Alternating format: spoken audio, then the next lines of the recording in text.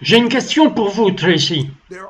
Il y a beaucoup de chrétiens que je connais parce qu'ils regardent, qu'ils aiment mon émission, mais ils détestent quand je dis quoi que ce soit d'élogieux sur le président Trump et ils le détestent. Je ne sais pas comment le mot chrétien et le mot haine peuvent être dans la même phrase, mais ils font cela. Que diriez-vous à ces chrétiens qui disent « N'avez-vous pas vu ce qu'il tweet?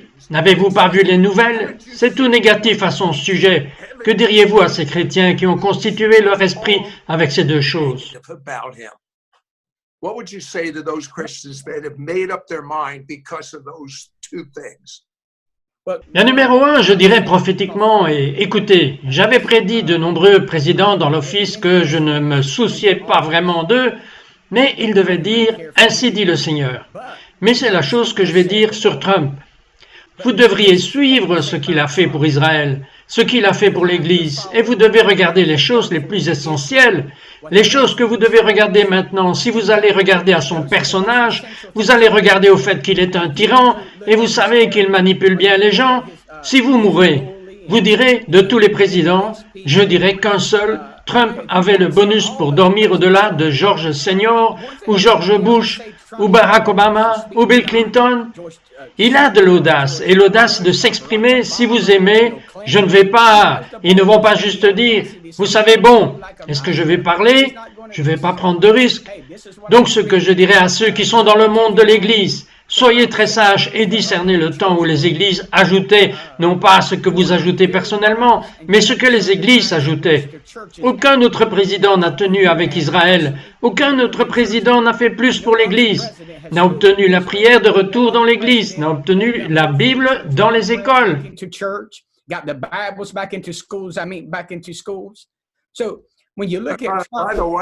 Quand on regarde, de toute façon, il est contre le sacrifice d'enfants, ou appelé aujourd'hui l'avortement.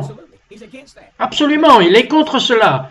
Et de penser à cela, et que vous savez ce que nous pouvons ajouter à la personne de Trump avant qu'il soit président, nous ne regardons pas le président Trump, nous regardons Trump, car il était une célébrité dans le monde, et nous pensons à la transition de sa position de célébrité au poste de président, et nous ne voyons pas le royaume. Ma prière de tous les jours, et même pour ceux qui sont autour de Trump, même lorsque j'étais au Honduras, c'était le 13 mars. J'ai dit qu'ils devaient faire une tournée nationale de prière. Ils ont fait la journée nationale de prière le 15. Donc ce que fait ce président, ce qu'il ne fait pas, je vais vous dire, Jésus a dit concernant la femme qui avait été prise dans un état d'adultère pour ramasser une pierre, si vous êtes sans péché, commencez à jeter la pierre parce que Trump n'est pas un pasteur, il n'est pas un prophète, il n'est pas un apôtre. Mais bon, laissez-moi vous donner la question à $1 million à son sujet. Je sais que votre femme est afro-américaine. Je sais que vous n'avez pas de préjugés. Je ne vois pas le président Trump comme un raciste, malgré les choses que l'on a sorties de leur contexte, en essayant de prouver qu'il l'est.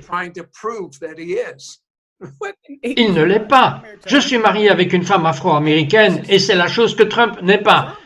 Vous ne l'aimez pas comme une personne, non pas en tant que président avec l'objectif du royaume. Nous le jugeons sur la base de nos propres préjugés et d'autojustice. Nous devons dire, Seigneur, ouvre mes yeux et laisse-moi voir pourquoi il est le président des États-Unis. Ouvre mes yeux, pourquoi? La Bible dit de prier pour ceux que Dieu a établis comme leur roi. Il les fait tomber, il les relève. Donc quand vous travaillez contre Trump en tant qu'Église, en tant que personne, je ne suis pas d'accord avec cela. Vous avez été vers le Parti démocrate et vous êtes pasteur. Je sais que c'est un sujet brûlant. Continuez, Tracy. Vous êtes pasteur et vous vous tenez juste contre l'avortement. Et pour certaines raisons, vous avez dit non, je vote démocrate. Vous savez ce que vous faites? Vous violez l'alliance que Dieu a mis en place. L'avortement est un péché contre Dieu. Qu'est-ce qui fait le plus de dégâts?